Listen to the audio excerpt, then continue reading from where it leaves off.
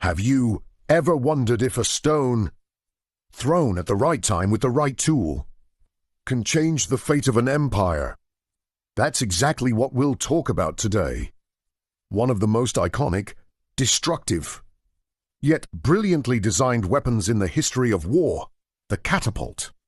In this video, we'll explore the history of the catapult, where it first appeared, its varieties, and why it was so important in history. If you're ready, let's rewind time a little. What we call a catapult is actually a product of engineering rather than brute force. The first examples are found in ancient Greece in the 4th century BC. At that time, the Greek city-states were constantly at war, and it was not easy to seize the walled cities. Arrows could not cross the walls. Soldiers could not approach the gates. At this point, people thought, how do we throw a stone so far away from human power? Answer: leverage and tension.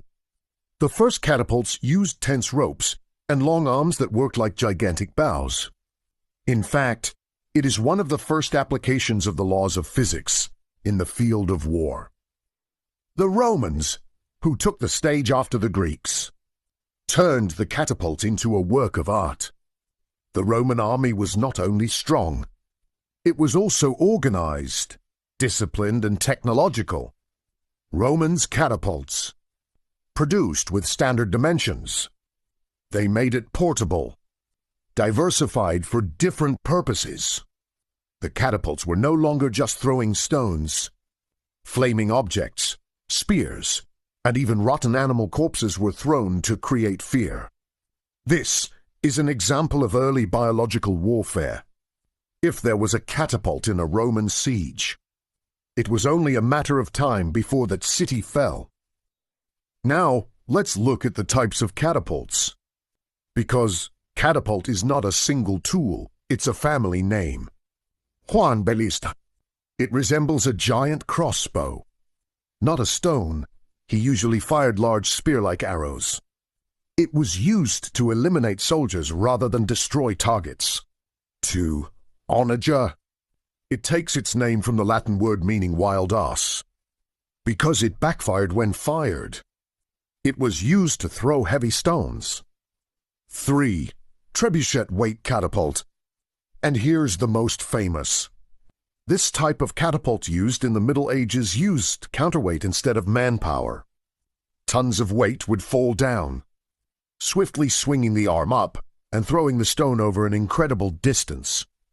Such catapults, it was more accurate, it was stronger, and it was a nightmare for the walls, seeing a catapult on the horizon of a city in the Middle Ages was like an apocalypse for the people, because it's not just a weapon anymore. It was also a psychological threat.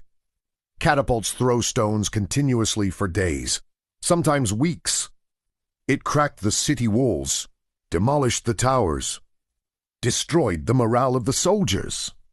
It was also difficult to defend, because the catapult would often attack from outside the arrow range of the city. This is why many cities would prefer to surrender before the catapult is installed. So, why was the catapult so important? Because catapult changed the dynamics of war. He demolished the idea that the walls were invincible, increased the role of engineering on the battlefield.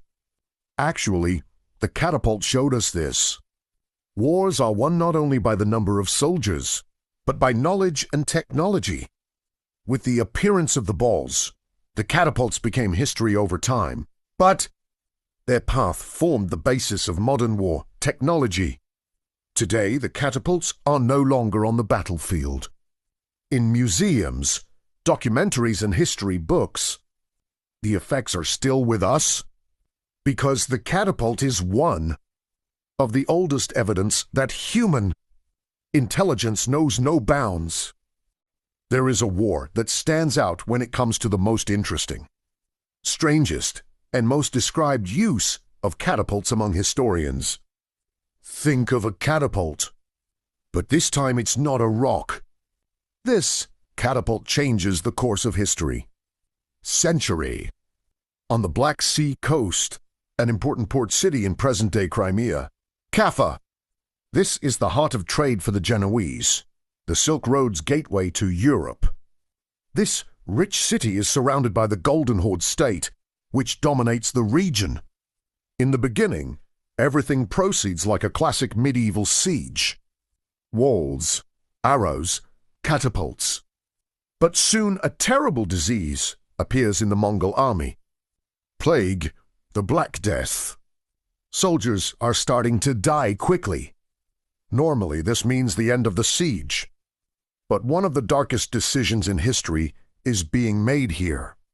The Mongols load the bodies of soldiers who died of plague into catapults and throw them into the Caffa.